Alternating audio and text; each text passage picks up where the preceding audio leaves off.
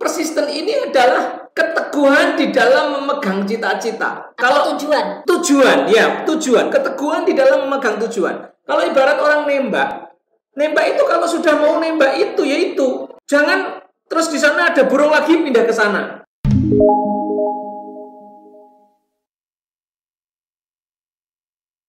Assalamualaikum warahmatullahi wabarakatuh. Waalaikumsalam warahmatullahi wabarakatuh. Jumpa lagi dengan kami di Muf'at TV bersama saya Zakia Joban dan Jumala Multazam. Sahabat muda, topik kita kali ini melanjutkan topik sebelumnya, masih dalam 16 skill pendidikan abad 21. Yang kategori yang ketiga yaitu kualitas karakter. Nah, untuk kali ini kita akan sharing ya, diskusi santai mengenai persistence atau grit. Jadi persisten atau grit ini termasuk kualitas karakter yang dipentingkan di dalam pendidikan abad 21. Grit atau persisten ini sebelum pendidikan abad 21 atau sebelum revolusi industri 4.0 pun juga sudah penting gitu kan. Tetapi di dalam revolusi industri 4.0 skill atau karakter persisten grit ini menjadi lebih penting, menjadi sangat penting karena menjadi modal untuk anak-anak bisa lebih survive. Mengapa? Karena dengan grit atau persisten mereka akan lebih tahan, lebih kuat, tidak mudah menyerah dan bisa lebih tuntas di dalam melakukan suatu hal. Jadi misalkan nih sahabat muda, ketika anak-anak belajar sesuatu dengan modal grit atau modal persisten tadi, maka anak-anak bisa tahan ketika ada kesulitan-kesulitan sekalipun. Jadi walaupun ada kesulitan, kendala, karena punya grit yang kuat, punya persisten yang kuat, punya keteguhan, maka dia bisa lebih kuat mental dan lebih bisa tahan menyelesaikan sehingga bisa berhasil. Begitu. Nah, ini kita tanya Pak Jumala. Pak Jumala, persisten atau grit ini sebetulnya maksudnya apa Pak? Kalau dalam pendidikan abad 21? Ya, jadi persisten ini adalah kalau diterjemahkan langsung ke bahasa Indonesia yang paling dekat itu keteguhan. Jadi bagaimana anak-anak itu teguh memegang tujuan. Nah, mengapa ini menjadi jauh lebih penting di abad 21 daripada yang dulu-dulu? Karena sekarang ini informasi begitu banyak ya. Kalau anak-anak tidak punya keteguhan yang kuat, dia mudah tergoda. Tergoda ini, itu kelihatannya kok gampang ya memperolehnya, lari ke situ. Itu kelihatannya kok gampang ya, lari ke situ. Betul. Sekarang ini banyak fenomena ya, perusahaan-perusahaan, terutama perusahaan-perusahaan startup atau bisnis-bisnis dari industri kreatif, itu yang sering kehilangan anak buahnya. Padahal dia sudah dibayar mahal. Tiba-tiba keluar terus pindah ke tempat lain. Iya. Nah, ini akibat dari anak itu menurut saya ya bisa memang itu kesempatan ya, tapi saya kok khawatir ya. Ini adalah kurang teguh di dalam pendirian. Iya, betul. Jadi pindah-pindah fokus bisnis dan pindah-pindah kerjaan ini di satu sisi bagus karena peluang yang lebih besar, tetapi pada sisi yang lain kita harus waspadai ini tidak persisten. Iya. Gitu. Terus ya, persisten ini adalah keteguhan di dalam memegang cita-cita. Kalau tujuan, keteguhan di dalam memegang tujuan. Kalau ibarat orang nembak itu kalau sudah mau nembak itu ya itu. Jangan terus di sana ada burung lagi pindah ke sana. Ini nggak bisa fokus. Iya. Ya. Nah, temannya persisten atau alatnya persisten itu adalah ada dua alatnya persisten itu. Yang pertama adalah kegigihan. Gigih itu artinya mudah ya kerja keras, sulit ya kerja keras. Ya, jadi enggak ketika sulit dia berhenti ya. Sulit berhenti, mudah leha-leha. Apa leha-leha itu? Mudah santai-santai, mudah santai-santai, sulit putus asa. Itu sama sekali tidak punya lawannya dari gigih itu. Enggak punya grit itu kan namanya. Enggak punya grit ya. Nah, alat dari persisten ini tujuan. Pegang tujuan yang erat, tidak mau dilepas, itu persisten namanya. Terus kemudian alatnya adalah untuk mencapai persistensi itu, untuk mencapai tujuan. Satu keteguhan, yang kedua fleksibilitas. Fleksibilitas atau adaptability. Yang nanti mungkin akan sudah apa? Belum ya. Yang nanti akan kita bahas lagi di adaptability. Ya.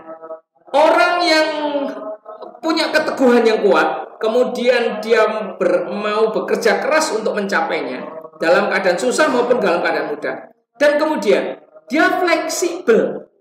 Iya. Kalau ini tidak bisa ya cara yang lain. Maka ada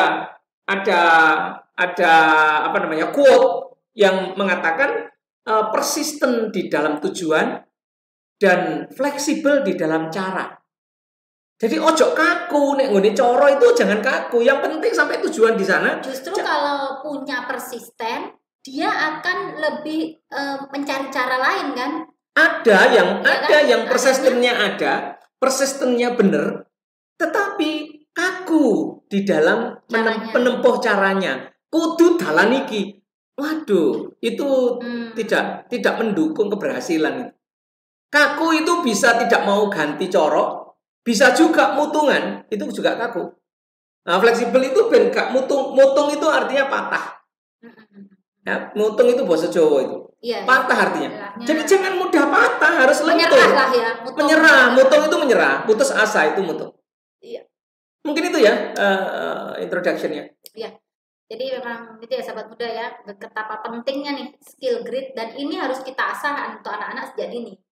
Ada beberapa tips nih sahabat muda untuk bagaimana agar kita bisa menstimulus karakter grit atau persisten ini pada anak. Yang pertama, mulai dari dengan keteladanan. Jadi kita sebagai orang tua, kita kasih contoh dulu ke anak-anak. Kalau kita juga orang tua, kalau belum tuntas, kita jangan berhenti. Kalau belum berhasil gitu, kita masih terus mencari cara lain. Kalau tadi Pak Jumala bilang sampaikan fleksibel cara gitu kan. Karena kita sudah jelas nih punya tujuan tertentu, maka kita harus benar-benar tempuh sampai tujuan itu berhasil. Nah, ini kita tunjukkan ke anak-anak. Karena pastinya anak-anak ketika melihat orang tuanya juga punya persisten yang kuat, punya grit yang kuat, punya daya juang yang kuat, pastinya mereka akan belajar walaupun mungkin tidak terlihat langsung hasilnya. Bisa jadi anak-anak kita belum karena mereka belum ditempa dengan kebutuhan, mungkin belum terlihat. Tetapi yakin pasti kelak insya Allah itu akan terlihat atau akan muncul ketika mereka benar-benar membutuhkan atau sudah ditempa di dalam kehidupan.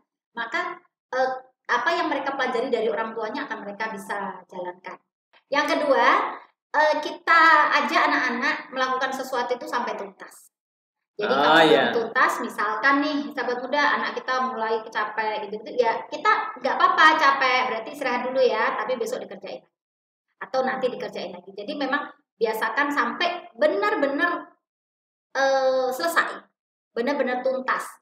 Nah, ketika anak sudah terbiasa melakukan sesuatu tuntas, itu mereka akan terbangun rasa kalau nggak tuntas itu mereka merasa kayak ada yang kurang, kayak ganjel. Iya. Gitu, ganjel. Nah, ini memang kalau saya tuh Pak, kalau di rumah ayahnya anak-anak itu kalau Mas Hamzah itu selalu memang ngajarin untuk tuntas, itu dia memang benar-benar perhatian betul tuh masalah tuntas dalam sesuatu.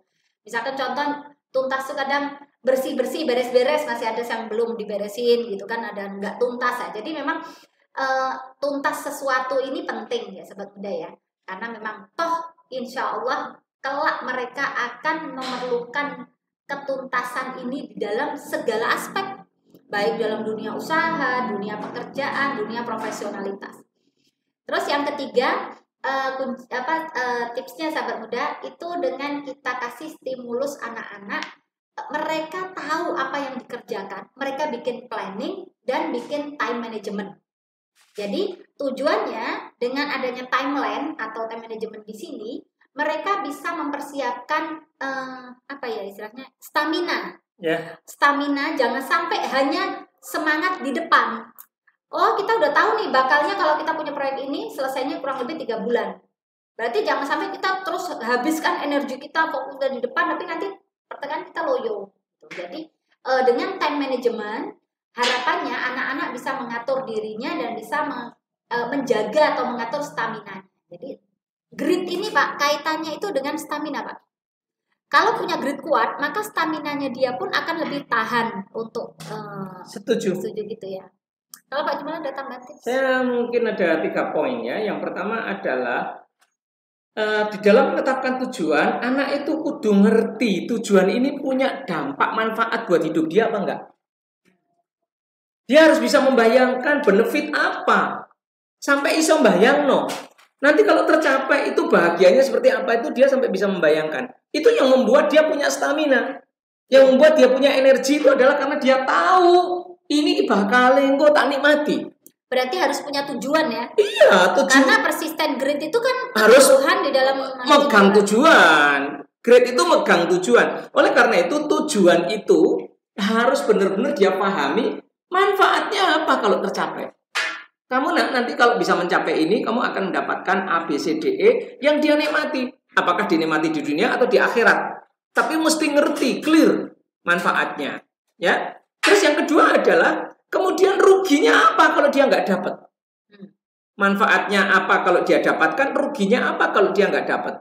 Itu akan membuat dia punya energi dan stamina. Iya. Ya, apalagi kalau sudah ditambah tipsnya Bu Zakia tadi, harus ada planning. Oh, dahsyat itu.